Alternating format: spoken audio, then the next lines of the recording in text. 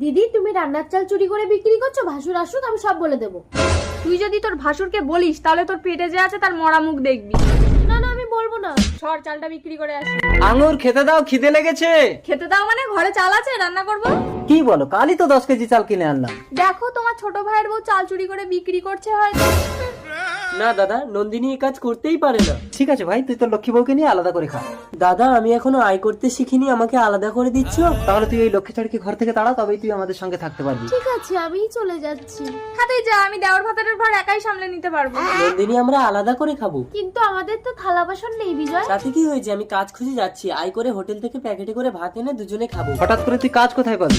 এই ওদের 100 টাকা দাও তো, আজকের দিনটা চলার মতো। 100 টাকা কোথায় ছিল? আরে কালই তো আমরা দুই ভাই কাজ করে তোমার হাতে 300 টাকা এনে দিলাম। তুমি কি আমাকে সন্দেহ করছো? হ্যাঁ তো, চাল না হয় বাইরে থাকতো, নন্দিনী চুরি করে, কিন্তু আলমারির চাবি তো তোমার কাছে। ও, নন্দিনীর পেটে বাচ্চা হলো তাকে তোমরা মাথায় তুলে রেখেছো?